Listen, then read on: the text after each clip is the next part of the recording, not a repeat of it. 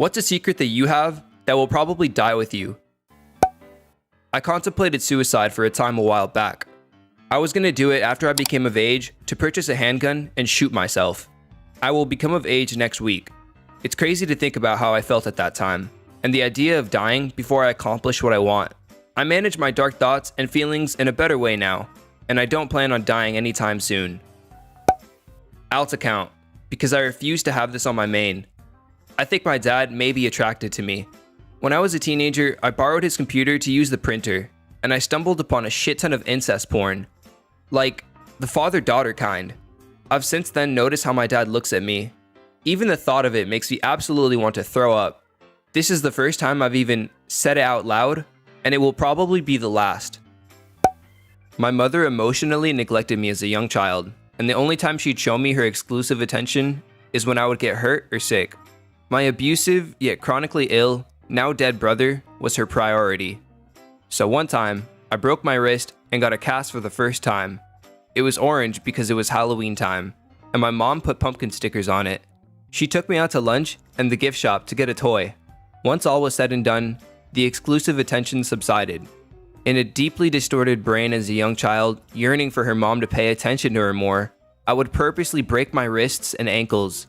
I voluntarily broke my bones 6 different times in 2 years. My mom also didn't question it either, as she was too high on opioids to raise an eyebrow about my excessive bone breaking and one cast after another. I am super lucky to have been super close to my wonderful and caring mother my whole life. I lived with her from the time I was born until she died when I was 26 years old. She was the glue that held our family together. She was there for anyone and everyone. Family parties and holidays were civil because of her. This isn't a big secret, but it would break hearts. She outwardly loved everyone and secretly hated about 80% of them. The secrets I was let in on also ruined any affection I had for most of them. It's amazing what she did for her mom and my grandmother to keep the appearance of her happy little family together. Now the family is in ruins. TLDR, mom kept the family together for my gram and hated almost everyone. I lied about my first time having sex to everyone and still do. I was 18 at the time, and my friends arranged a dinner/lunch/party with cake every time someone lost their virginity. I hated the pressure and felt that my virginity suddenly wasn't my own business anymore. So I lied and said I had sex with a make-believe guy at a house party, had the cake, and felt great. My virginity was solely my business again. I don't regret doing this for a second. In reality, I had sex for the first time at 21, when I felt ready with a guy I felt safe with. Had great sex and a great first time. This is no one else's business but mine, so I don't feel the need to tell anyone. This is not a big secret, however, a secret that has helped me greatly. Using my throwaway. I used to work at an investment bank. However, to get the job, I had to do a variety of assessments, which among others included an Excel financial modeling test. Now I'm quite experienced with Excel, have built lots of complex financial models, but what this task involved was to make some corrections to a very poorly built financial model. Not intentionally bad, just whoever did it didn't know their stuff well. They leave me in a room with a laptop to complete this task. I open up the spreadsheet and have very little idea where to start. This is just making no sense. As I'm scanning through the tabs, desperately trying to find things I'm able to do, I notice something saved on the desktop. Some previous candidate's attempt was accidentally saved there. Well, I opened it up and started copying what the guy had done and added a few tweaks of my own. I ended up getting the job. I had to buy my own engagement ring. Bless my wife, but she got scammed hard. The ring she got me was actually lead. It literally fell apart within weeks. So I got a custom mold made so I could make a duplicate, only in gold. I will never tell her. She's so hard on herself already just day to day. When I was an 18-year-old college freshman, I was arrested for public intoxication. I was, still am, such a lightweight, so it didn't take much for me to be over the legal limit.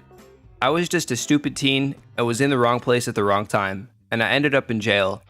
I remember that the resident advisor on my dorm floor loaned me money for bail, and I had to appear in court and had a conviction. 4 years later, as a college grad, I feared that I would be fired from a job for failure to disclose a conviction. Somewhere in my 20s, I hired a lawyer and was able to purge my conviction and retrieved all documentation, fingerprint card, mugshot, police report. 50 years later, my siblings don't know, and my parents, now deceased, never knew. I'm going to burn everything before I go. I slept with my dad's girlfriend's sister years ago, and there's a chance I could be a father. A couple years ago, I, 17 male, went to my dad's GF's housewarming party for dinner. She invited her sister over so she could see the house, and the entire dinner, she, 32 female, was making eyes at me, even putting her legs over mine on the couch while watching TV. A while later, we snuck out and the dirty ensued. Turns out my dad's GF was a cheater, so that didn't last long, and I never did see her sister after that. But about a year later, I heard through the grapevine that she had a kid and confirmed it on her social media. The timetables matched up, and the kid's features looked like they could have been mine. The world may never know. When I was younger, my grandmother gave me $1,000 after coming over to her house and doing some chores for her. My parents never knew about it because they told me I would be paid in food and a bed to sleep in. After coming home, I hid the money under my mattress until they went to work the next day. I put the money in a medicine bottle and buried it in the backyard, which is still there to this day. Been taking that dirt nap for about 15 years. I'm 30 now. After a while, I kinda just forgot about it until I watched a YouTube video about time capsules, which somehow reminded me of that old money I buried. Should a rainy day ever come, I'll be sure to dig it up. I'm not sure if any of you remember the railroad killer. Around the time before his capture, he had reportedly come through our area. In my early 20s, a few friends and I were hiking in some woods that were bordered by train tracks. We had been discussing the serial killer during our hike. One of my friends picked up a rock by the tracks that had some red color on it, and I jokingly asked, "Oh no, is that blood?" Another friend joked, "Maybe it's from the railroad killer." We all chuckled about the stupid joke and carried on our hike. That night, one of the friends was in his apartment. He had been drinking, then he heard someone trying to break in through his front door, which was locked. He yelled several times for the person to identify themselves. Being under the influence and frightened, he got his pistol and shot the person through the door. It killed him instantly. Later, my friend told the police that he was remembering our previous conversation about the serial killer. Being drunk, he thought that's who was trying to break into his apartment. Turns out, it was just another resident of the building. He had also been drinking and mistakenly thought he was unlocking the door to his own apartment. The police called me at work the next day to question me. They were trying to justify my friend's mindset at the time of the shooting. I've never told anyone else because I feel responsible for that person's untimely death. My mom is a hoarder. When I got old enough to go away for weekends, but not move out, I would have panic attacks when I got home. I would usually sit outside and let them pass. One time, it got so bad I had hives everywhere. My legs went numb. My mom called 911. I told her it was due to a cat allergy, and I told all the doctors not to tell her anything. She is too mentally fragile. This isn't as dark and as heavy as a lot of the content here, but this is still getting spread with the ashes. When I was 10, I created a fake account on an interactive website to fuck with my friend, and she ended up falling completely in 10-year-old love with this made-up avatar boy named Charlie. It got to the point where she was so invested in this, I went to the lengths of creating a Yahoo Messenger account so they could message and send pictures to each other. This went on for, in my 29-year-old memory, at least a year. I spent so much time creating this fake persona that to this day, about 20 years later, she still brings up how mad she is that his parents made him delete his account, and he never tried to find her again. She still refers to him as her boyfriend. R.I.P. Charlie. Also R.I.P. my moral ethical code in 2002. I feel like A, this is why children cannot be trusted on the internet, and B, I am very gay now, having had mostly female partners in my teen/adult years, and I think this may have been my first expression of that interest. C, there is a chance she has a flip side to this story, where she knows everything, and we are both too far gone to ever confront each other about it. A police officer off duty physically intimidated me by backing me into a counter. I had bruises on my spine and my lower back still messed up, and forced himself on me. Basically coerced me into letting him rape me. I just pretended to be into it so he wouldn't see my fear and smell blood in my water, so to speak. He slapped me so hard my ears rang multiple times. He tore something in my shoulder, maybe a tendon. Something is going on with my neck since that happened. No idea what. He lifted me off the ground while choking me and holding my hands behind my back, wrapping an arm around my neck/collarbone area and arching his back well behind me. I remember hearing something crack. The pain didn't hit till I got home. I spent the next 3 days crying hysterically. First because the pain was some of the most intense I'd experienced, and then because it slowly dawned on me how not okay it was as I replayed it in my head over and over. I don't blame myself, but I am sad, and the world feels a little more hostile. I was high when I was like 14, walking back from the video game store. I literally shit my pants and was walking for like 40 minutes to get back home. Couldn't call my parents because I was high. It didn't want to get embarrassed in front of my friends. Worst walk of my life. Took like a 3-hour shower after it. Did not help that it was 105 degrees outside. Probably the reason I quit smoking altogether. That my emotions are fading away. I grow more and more cold and empty every year. Only one who knows is my wife. I wasn't always like this. It started in my teens. Because of this, I have never felt love, nor hate. I'm constantly blank and oblivious to the world. I'm managing, but things people feel for granted, I had to learn to react to. I do feel, however, that something is trapped deep inside me and can't get out. It was Christmas a few years ago. I was 16. My mom accidentally left the back door open while trying to air out the house, and my grandmother's dog, an 18-year-old dog, had fallen inside the lake. My mom felt terrible. The dog had passed away, and on top of that, my grandmother's husband was already in the hospital. Everyone was devastated. My mom felt so guilty. She had asked my grandmother if she could air out the house, and she said yes. So I lied and told my mom that I remember her closing the door, and I had opened it again when my brother sprayed Febreze everywhere. That part was actually true. He had sprayed Febreze everywhere. Of course, my mom believed me. I don't think I'll ever tell her that she actually opened the door. The first words of our youngest were, "Papa." My GF had a busy time at work, so with me spending more time, it was not strange. Since my GF was already feeling guilty for not being around as much, I kept my mouth shut. About a week later, he said, "Mama," to my GF, and that was his first word. I plan to keep it that way forever. I have made many questionable choices in my life, and I am very open about sharing them, but one in particular, I am too ashamed to tell anyone. When I was a teenager, I was very shy and closed off, and it was hard for me to make friends with people who didn't have some kind of ulterior motive. I was very, very lonely. At one point, I made friends with a boy that I thought was pretty cool and interesting. He was really into history, and we knew a lot about other cultures. One day, he agreed to ride the bus from school to my house. We hung out for a while, just sitting outside talking. After a few hours, he said he was going to head home, and he said he enjoyed hanging out. I really didn't want him to go, so I told him that if he stayed a little longer, I would let him see my boobs. He did not respond positively.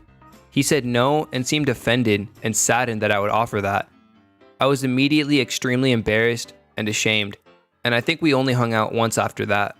If that boy happens to be reading this, I am so sorry for how gross and immature that was. I hope it didn't have a lasting effect on your perception of people. When I was younger, me and my mom would go visit my grandfather at his home, and there was this other boy there. We had a room upstairs where we could play and talk and stuff. The boy asked if we want to play house, and I said sure. I was playing the husband, and he was playing the wife. Then he said, "Shouldn't we kiss and stuff, like a husband and wife do?" We ended up doing that, but it got crazier. We got even more sexual every time we went to my grandfather's house, and we would make out all the time in the room, with the door locked. We married early at 20. Though we were not planning to start a family so early, my wife was pregnant a few months later. We happily spread the news as soon as her doctors confirmed the results of the home pregnancy test. Her family, okay, it was mostly her 2 sisters, were giddy with excitement. It would be the first grandbaby for her parents. She miscarried around the 10th week. We were devastated. Her family were supportive, but heartbroken for us. What they do not know, what no one else knows as far as I know, is that she fell pregnant again a few months later. This time, we had talked it over and were actually trying, but we didn't want to tell anyone else so early this time. The plan was to reveal the pregnancy once she was safely into the 2nd trimester. She was killed by a drunk driver about 9 weeks into her 2nd pregnancy. It is now more than 25 years later. I am married and have 2 amazing stepchildren. God, I hate the term stepchildren. They are my kids. But I never had a biological child. I sometimes wonder if I missed out somehow. Would I love my biological child more than my stepchildren? And I feel terrible for thinking that way.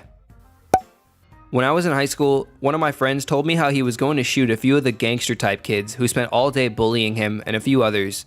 He seemed to obsess over it for a bit, and he wasn't really bluffing. He had access to a gun. I didn't tell anyone because I didn't want to rat out my friend and betray his trust. I also thought that their group had it coming. They were sadistic and revealed in the thug, world star type of stuff. At the time, I thought if it wasn't my friend ending them, it would be someone else eventually. Luckily, he didn't go through with it and now has a pretty successful career. My cousin is adopted, and the weird thing is, he always brags about being the firstborn grandchild and leader of the family. Also, his older sister is adopted and everyone knows. He makes comments like, "She's a part of the family, but she's not blood related. I'm the oldest grandchild." I don't think I was ever supposed to find out this secret. I'm a very nosy person, and one day I was looking at everyone's birth certificates, doing natal charts, and noticed I couldn't find him until I came across adoption papers. I think I could be an alcoholic. Like, mentally, I'm 85% of the way there, but the rational 15% left in me stops me. I love the taste of alcohol, I love how creative it can be, and I love how I feel when I'm drunk. I love falling asleep drunk, I love my personality when I'm drunk. But I know I already have that personality, like it already is a part of me, but I stifle it for copious reasons. I have days where I want to go to work drunk. I have days where all I can think about is, damn, this 7-hour conference call would be a hell of a lot better if I was drunk. But I don't do it because I know that'll fuck me up big time. So I don't drink. Came ridiculously close to jumping off a hotel balcony the day I was supposed to meet my dad after years of not seeing him. When I climbed over, I felt the most amazing rush of chemicals to my brain, literally the best feeling I've ever felt. Reasons unbeknownst to me, I climbed back over. I'm a recovering addict and have been chasing that rush of emotions ever since that day in excess. I'm the DD, the host, whatever I have to do, so a limit is set and I stop there. But I think if something in my life happened that truly shattered me, I worry I'll turn to alcohol and regret it. I'm scared and already some resentful of the fact that my parents will likely develop Alzheimer's and become my problem. I'm so close with both of them and have 2 older siblings, but I watch them go through it with their own parents, and I hate the thought of knowing it'll more than likely happen to them too. I'm seen as the doting daughter by my siblings, and since I don't have kids, it'll probably fall to me. I'm not unwilling, but I hate the thought so much. I will never tell my family about 2 times I was raped as a teen by 2 legal adults, 13, then 16. Also will not tell them about my overdose back in April last year, and the almost second one a few weeks later. Just no. Friends and such know these things, but family, OMG pity party and being yelled at for not telling them, I would just rather keep it a secret. Also less dramatic. I'm never telling them my ex, the only guy they knew I dated, was from Tinder, and probably every BF after him will be. Also, the real time and reason we broke up, and how toxic and horrible he was during, and the long after time. Some things family just shouldn't know about. I attempted to take my life at age 13 with what I thought were my dad's heart meds. It was actually some off-brand naproxen, and I only took one because I immediately had an allergic reaction. Luckily, my older sister walked in and gave me Benadryl and monitored me. I had other allergy issues, and my parents had trained my siblings and cousins how to watch me in case. They all thought I was in migraine fog and mistook the meds for my own. Never told anyone this. Every time my husband falls asleep, I make sure his alarm is on. His phone is charging, his glasses are where he always puts them, and his joint is out. He's a very grateful man and always says thank you when you do something. But these things he doesn't notice because he leaves for work at 6:30 a.m. and is very groggy. It's just nice knowing he's all ready for work. And I'll never tell him because I don't want him to look like I'm doing it with strings attached. I fully intend on changing my name, phone number, credit cards, and moving to a new country when I leave my parents' house.